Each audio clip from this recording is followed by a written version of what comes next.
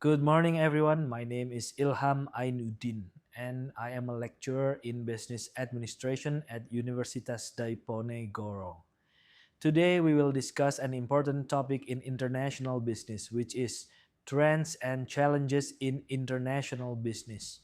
In today's globalized world, businesses are no longer operating in stable and predictable environments. Instead, they face rapid changes driven by geopolitical tensions, technological advancements, and global crises. This session will help you understand what major trends are shaping international business today, what challenges companies are facing globally, and how businesses respond strategically to these changes. By the end of this lecture, I expect you to not only understand these trends but also critically analyze their implications for global business strategy. Let us begin with an overview of current international business trends. The global business environment is becoming increasingly complex and uncertain. Why is this happening? There are three major driving forces. First, geopolitical dynamics. Conflicts between countries, trade wars, and political instabilities directly influence international trade and investment. Second, technological disruption. Technologies such as artificial intelligence, digital platforms, and automation are transforming how businesses operate globally. Third, global crises such as pandemics, climate change, and international conflict. As a result, companies operating internationally are no longer able to rely on traditional strategies. Instead, they are required to be adaptive, innovative, and resilient in order to survive and remain competitive. Now, let's move to global trends. On this slide, we see two major global trends: geopolitics and economic fragmentation, and deglobalization versus reglobalization. Geopolitical tensions have significantly increased cross border business risks. Trade policies are now more strongly influenced by national interests, leading to protectionism and the emergence of economic blocs. Examples include the US China trade war and economic sanctions related to technology exports, which disrupted global trade flows and supply chains. Now, this leads to two important concepts.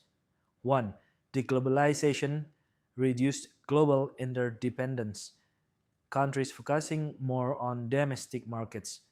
Two, reglobalization. Globalization still continues, but in new forms. O, digital globalization. O, green economy.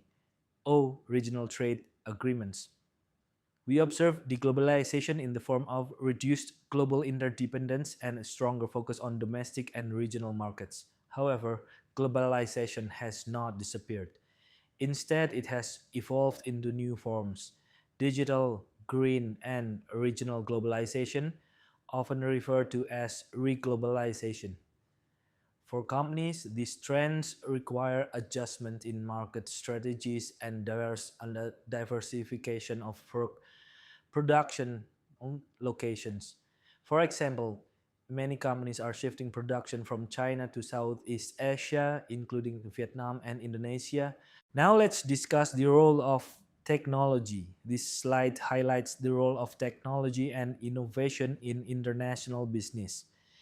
Industry 4.0 involves the integration of digital technologies such as the Internet of Things, big data, and cyber physical systems into business processes. This allows companies to operate more efficiently across borders. Artificial intelligence is increasingly used for global demand forecasting, automation in logistics and manufacturing, and strategic decision making. For example, companies like Amazon use AI to optimize global supply chains. In addition, green technology has become a major source of global competitive advantage. This shift is driven by international regulations and environmentally conscious global consumers. Examples include renewable energy, and low carbon production systems. While technology improves efficiency and supply chain coordination, it also creates challenges including workforce skill gaps and ethical and regulatory issues related to AI. This slide introduces the impact of the COVID-19 pandemic on global supply chains. The pandemic caused widespread factory shutdowns, shortages of raw materials, and serious delays in global distribution.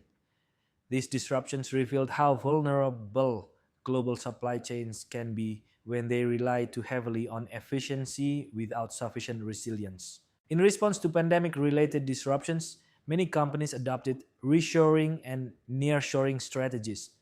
Reshoring refers to relocating production back to the home country, while nearshoring means moving production to nearby countries. The main objective are risk reduction and improve supply chain control. This slide also emphasizes supply chain resilience, which includes supplier diversification, digital supply chains, and global risk management. The key strategic implication here is that resilience has become more important than efficiency alone. Now we move to our case study focusing on COVID 19 and the global supply chain. This case study helps us understand how a global crisis can simultaneously affect supply, demand, logistics, and international trade flows. It also provides valuable lessons for multinational companies.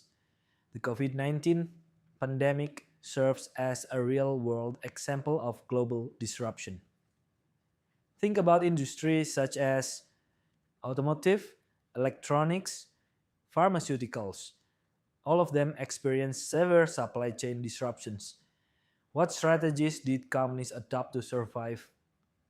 Possible answers are diversifying suppliers, increasing inventory, digital transformation, regionalizing supply chains. This case highlights that crisis can accelerate transformation. Let's conclude today's session. As stated on this slide, international business is currently undergoing major structural changes. Key trends include geopolitical tensions, rapid technological advancement, and recurring global crises. To remain competitive, companies must adapt to global changes, integrate technology and sustainability into their strategies, and strengthen supply chain resilience. In short, success in international business today depends on flexibility, innovation, and resilience. Thank you very much for your attention. If you have any questions or would like to discuss further, please feel free to ask.